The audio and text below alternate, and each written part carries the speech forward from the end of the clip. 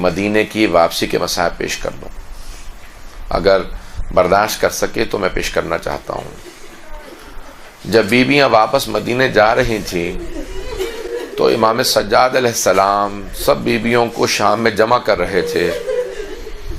3 दिन तक इमाम सज्जाद सारी बीबियों को जमा करके रोते रहे। मैं आपके सामने मसाइब पढ़ रहा हूँ, आप इसलिए रो रही हैं क्योंकि मैं मसाइब पढ़ रहा हूँ, लेकिन रिहाई के बाद बीबियों को मसाइब की ज़रूरत नहीं थी। एक बीबी आवाज़ देती थी वाह हुसैना, सारी बीबियाँ रोने लगती थी। जब खामोश होती थी दूसरी बीबी आवाज़ देती थी वाह अब्बासा। जब खामोश होती तीसरी बीबी आवाज़ देती वाह अली अकबरा। जब खामोश होती एक बीबी कहती वाह कासिमा।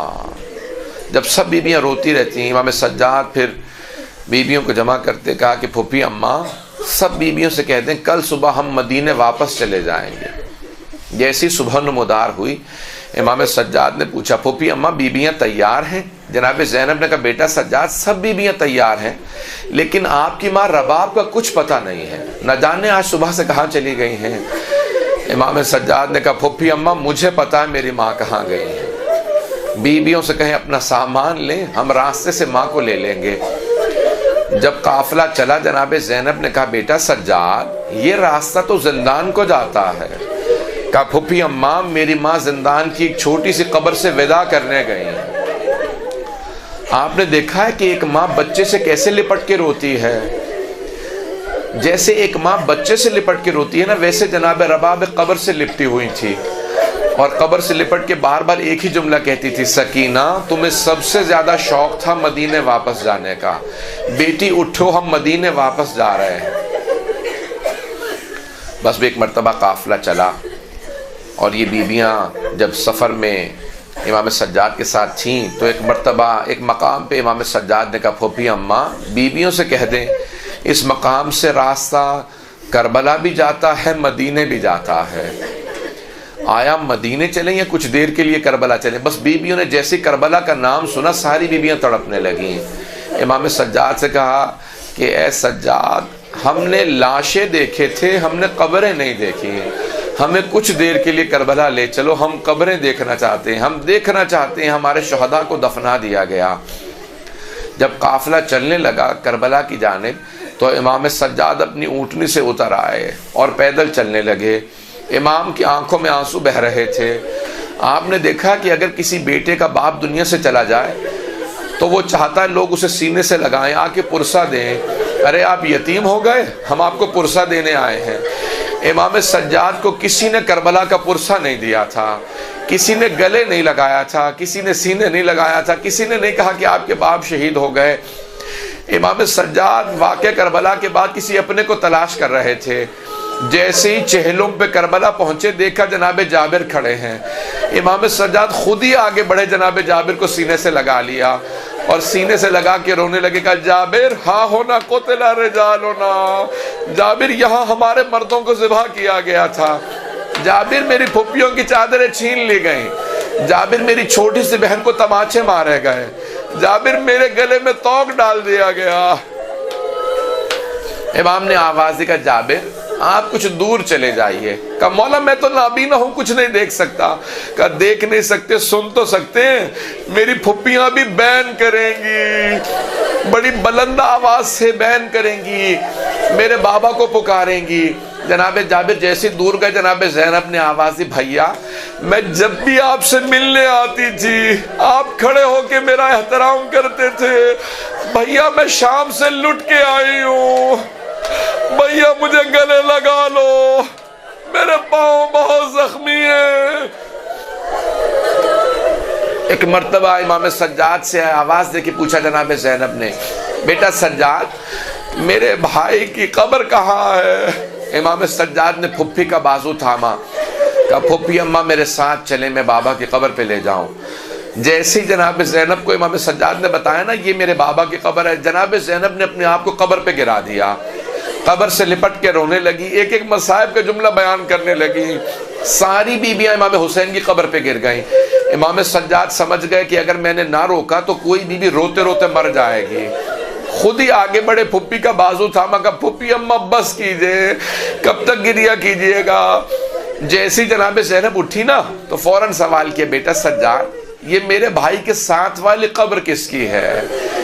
इमाम सज्जाद ने कहा, ये मेरे भैया अली अकबर की कब्र है। सारी बीबियां दोबारा कब्र पे गिर गई। एक मर्तबा इमाम सज्जाद ने दोबारा फुप्पी का बाजू थामा, फुप्पी अम्मा बस कीजिए। कहा बेटा ये मक्तल गंजे शहदा में किस किस की कब्र है? कहा ये कासिम की कब्र है, ये ओनो मोहम्मद की। सारी बीबियां दोबारा रोने लगी। जब रो रही थी ना तो उस मौके पे जनाब ज़ैनब ने एक सवाल किया। कहा बेटा सज्जाद, आपने सारी कब्रों का निशान बता दिया लेकिन मेरे भैया अब्बास की कब्र का निशान नहीं बताया। कहा फुप्पी अम्मा मेरे साथ चले, मेरे चचा की कब्र फुरात के किनारे है। जब बीबियां चलने लगी ना तो जनाब ज़ैनब ने बीबियों का रास्ता रोक लिया। कहा बीबियों, मेरे भैया अब्बास को सब कुछ बता देना, बता देना हम शराबी के दरबार में गए थे, बता देना हमें ताजियाने मारे गए थे, बता देना हमें कूफा और शाम के बाजारों में ले गए थे, लेकिन बीबियों मेरे भैया अब्बास को मत बताना, मत बताना, सकीना शाम में रह गई।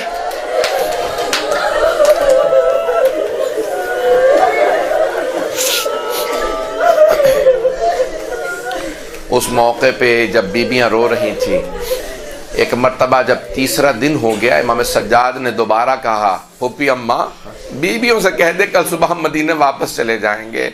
जैसे ही दोबारा सुबह हुई, इमाम सज्जाद ने पूछा, फुप्पी अम्मा बीबियां तैयार हैं? कहा बेटा सब बीबियां तैयार हैं लेकिन फिर आपकी माँ रबाब तैयार नहीं है।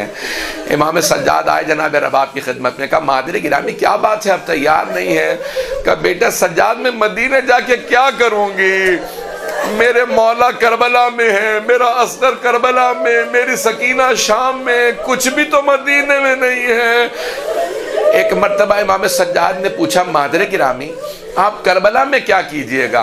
कहा बेटा सज्जाद मैं कब्रों की सफाई किया करूंगी, मैं कब्रों पे पानी डाला करूंगी, अगर ज़ायरीन आएंगे मैं बताऊंगी किसकी कब्र कहाँ पे है। इमाम सज्जाद ने कहा मादरे गिरामी मेरी गैरत बर्दाश्त नहीं करती मैं आपको तन्हा छोड़ जाऊं।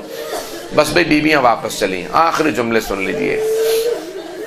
एक मर्तबा जब मदीने वापस पहुंचे, इमाम सज्जाद ने बशीर इब्न जज़लम से कहा जाके मदीने में ऐलान कर दे कि इमाम हुसैन को करबला में शहीद कर दिया गया है। कोई हमें इस हालत में देख के मर जाएगा अगर हम ऐसे ही चले गए, पहले जाके बता दो ताकि लोग जहनी तौर पे तैयार हो जाएं। बशीर ने ऐलान कर दिया। हज़रत मोहम्मद हनफिया जो हज़रत अली के बड़े बेटे थे, उन्होंने जब सुना ना इमाम हुसैन का काफिला वापस आ गया तो उन्होंने पूरा ऐलान नहीं सुना था, इमाम हुसैन शहीद हो गए। वो बहुत तेज़ी से दौड़े, कहा मैं भाई का खुद इस्तकबाल करूँगा। घोड़े पे सवार थे, दूर से देखा इमाम सज्जाद के हाथ में हज़रत अब्बास का आलम है। वहीं पे घोड़े को रोक के सवाल किया, कहा ऐन अखी मेरा भाई हुसैन कहाँ है? कहा कद ज़ुबिहा बे करबला, चचा जान उन्हें करबला में ज़िबा कर दिया गया। कहा अब्बास के होते हुए हुसैन मारे गए? कहा नहीं अब्बास को भी मार दिया गया। कहा मैं और कुछ नहीं पूछूंगा, मुझे इतना बता दो अली और बतूल की बेटियां मेरे भाई के साथ गई थी, ये बताओ मेरी बहनों का क्या हुआ? इमाम सज्जाद ने कहा चचा उन्हें शराबी के दरबार में ले जाया गया। हजरत मोहम्मद हनफिया घोड़े की पुष्ट से जमीन पे गिर गए। जैसे गिरे इमाम सज्जाद आगे बढ़े, चचा का सर उठा के जानू पे रखा। कहा चाचा जान हौसला कीजिए, घर जाके गिरिया करेंगे। कहा आप कौन है, बार बार मुझे चचा क्यों कहते हैं? कहा चचा आपने पहचाना नहीं? कहा नहीं मैं नहीं पहचान सका चचा, मैं सैयद सज्जाद। हजरत मोहम्मद हनफिया ने कहा बेटा सज्जाद आप 24 बरस के जवान हैं, आपकी दाढ़ी सफेद कैसे हो गई? कहा चचा आपने सिर्फ सुना अली की बेटियां शराबी के दरबार में गई, चचा मैं आंखों से देख के आया हूं।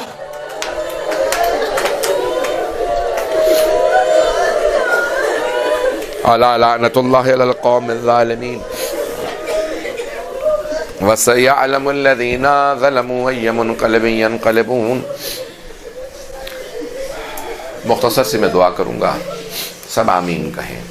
परवरदिगारा वास्ता उस लहज़े का जब जनाब उम्मुल बनीन को पता चला इमाम हुसैन की शहादत हो गई, बीबी को यकीन नहीं आया। फ़ौरन सर पे बुरका रखा, हाथ में असा लिया, पोते का बाजू थामा, मस्जिद नबवी में आए, का बशीर ये कौन सा हुसैन मारा गया है? तो बशीर ने कहा बीबी ये नवासा रसूल हुसैन मारा गया है। बीबी ने फ़ौरन सवाल किया, कहा बशीर मैं कैसे मान लूँ कि अब्बास के होते हुए हुसैन मारा गया? कहा नहीं बीबी, पहले अब्बास मारे गए थे, बाद में हुसैन की शहादत हुई। कहा बशीर मैं मान नहीं सकती कि अब्बास जंग न कर सका। तो बशीर ने कहा कि नहीं बीबी, जब अब्बास के सर में गुर्ज लगा ना, वो घोड़े की जीन पे संभल नहीं सके।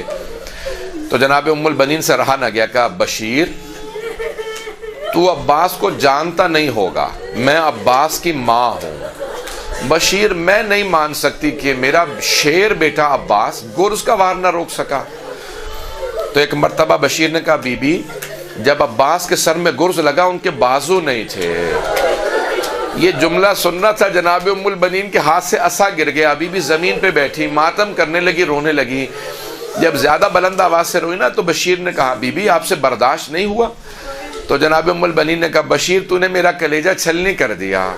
तू कहता है जब मेरे बेटे के सर में गुर्ज लगा उसके बाजू नहीं थे।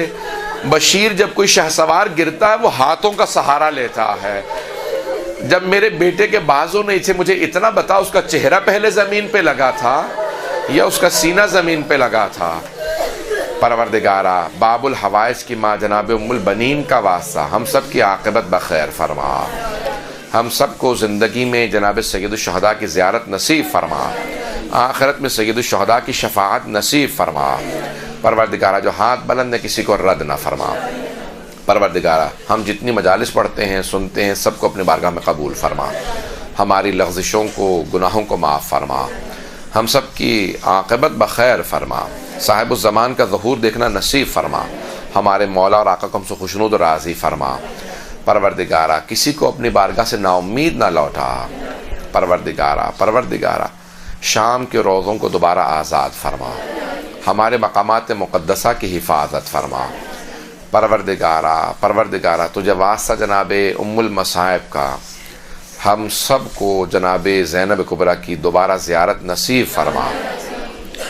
परवरदिगारा इमाम ज़माना का पैगाम है, जब भी मेरे ज़ुहूर की दुआ मांगो मेरी फुप्पी ज़ैनब का वास्ता दो। परवरदिगार मेरी फुप्पी के वास्ते को रद्द नहीं करता। परवरदिगारा हम वास्ता लेके आए हैं, हमारी गुनहगार आंखों को इमाम ज़माना की ज़ियारत नसीब फरमा। इस मदरसतुल क़ाइम की परवरदिगारा तासीस करने वाले खिदमत करने वालों की तौफ़ीक़ात में इजाफ़ा फरमा, और जो इसमें पढ़ रहे हैं जो खिदमत कर रहे हैं उनकी तौफ़ीक़ात में इजाफ़ा फरमा, वाबस्तगान की आक़िबत बखैर फरमा। रब्बना तक़ब्बल मिन्ना इन्नका अंतस समीउल अलीम बिहक़्क़ि मुहम्मद व आलिहि तय्यबीन अत्ताहिरीन अल मासूमीन।